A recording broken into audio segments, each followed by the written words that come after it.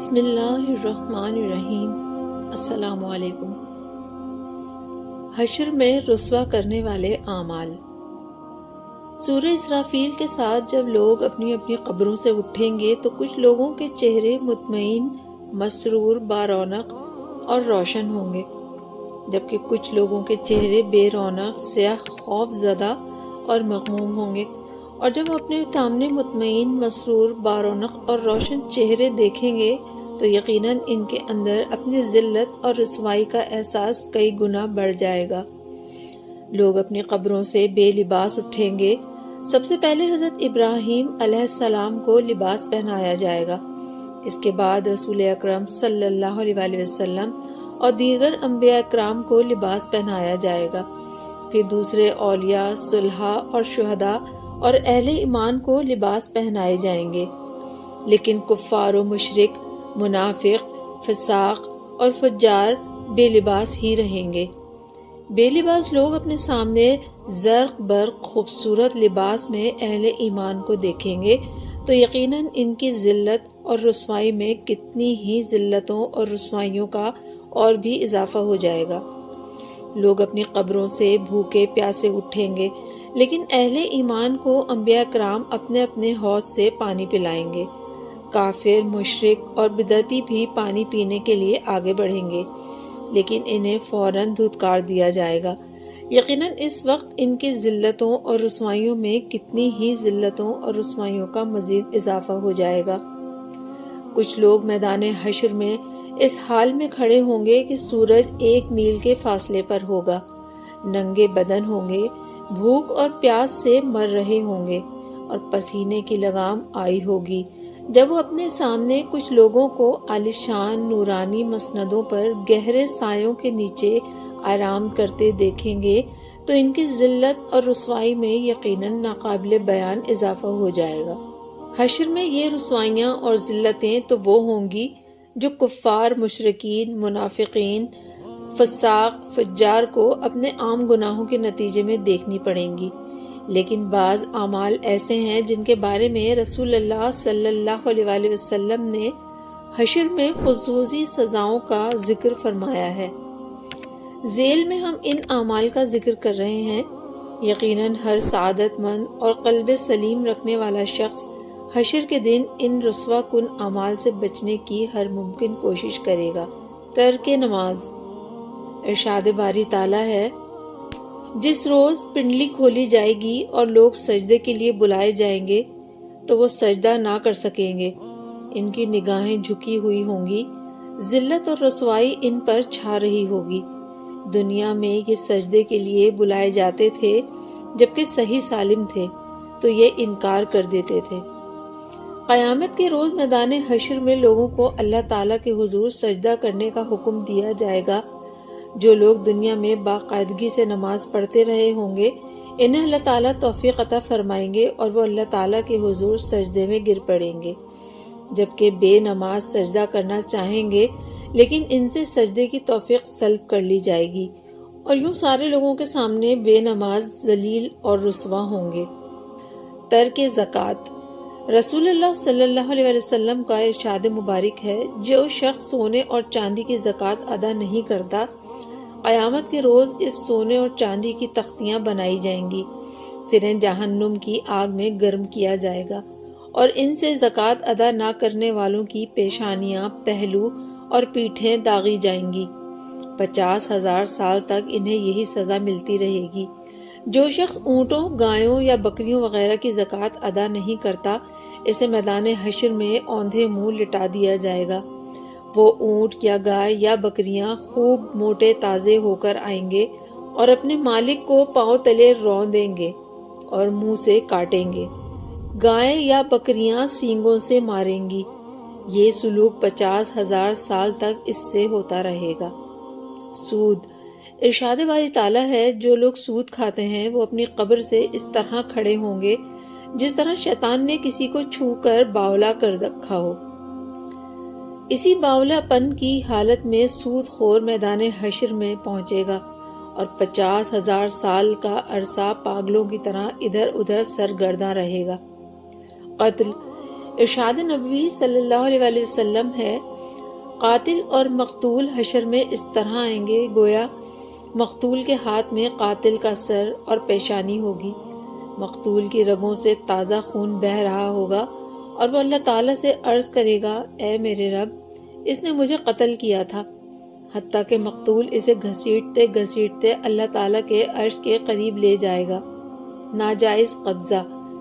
ارشاد نبوی صلی اللہ علیہ وآلہ وسلم ہے، جو شخص ظلماً کسی سے زمین چھین لے، قیامت کے روز اتنی زمین 7ویں زمین تک اس کے گلے میں ڈالی جائے گی۔ سرکاری خزانے میں خرد برد۔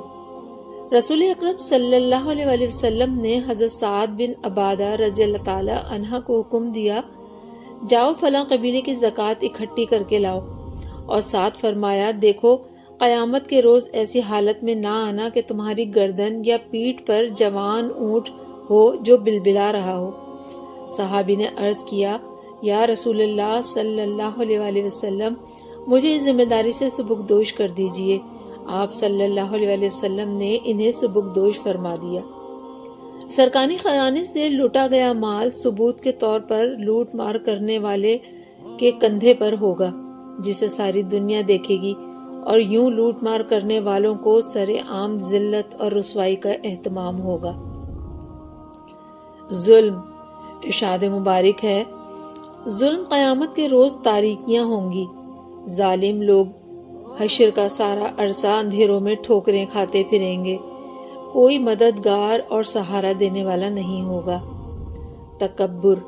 ارشاد نبوی ہے، قیامت کے روز تکبر کرنے والوں کو چونٹیوں کی مانند انسانوں کی شکل میں اٹھایا جائے گا، جس وجہ سے ان پر ہر طرف سے ذلت چھائی ہوگی۔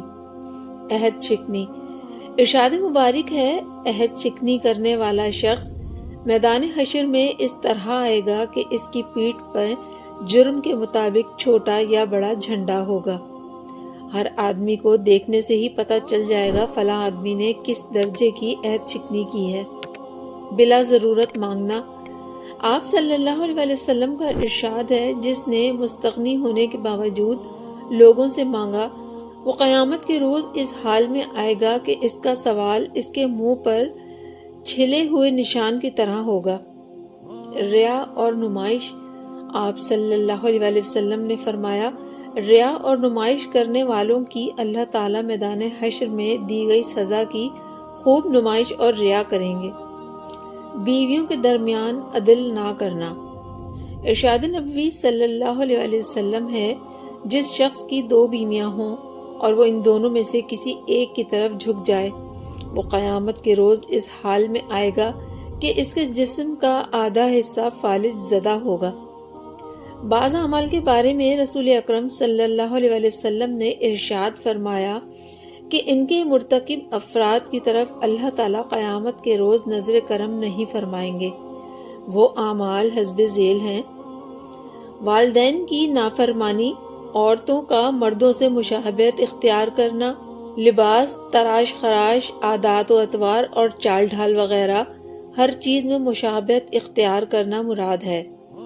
بڑھاپے کی عمر میں زنا کا مرتکب ہونا، حکمرانوں کا اپنی رعایا سے جھوٹ بولنا، فقیری میں تکبر کرنا، جنگل میں کسی دوسری جگہ پانی میسر نہ ہونے کے باوجود مسافر کو پانی نہ پلانا، جھوٹی قسم کھا کر مال بیچنا، دولت دنیا کے لیے حکمران کی بیعت کرنا یا ساتھ دینا۔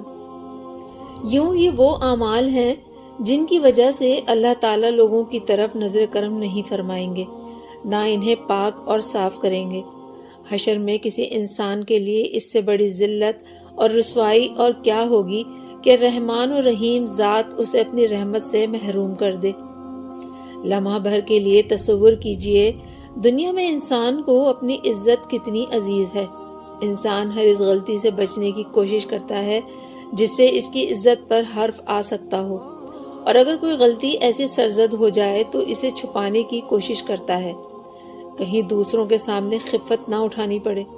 بسا اوقات حد تک عزت کے معاملات عدالتوں تک پہنچ جاتے ہیں اور لوگ اپنی عزت کی خاطر لاکھوں اور کروڑوں کے دعوے دائر کر دیتے ہیں۔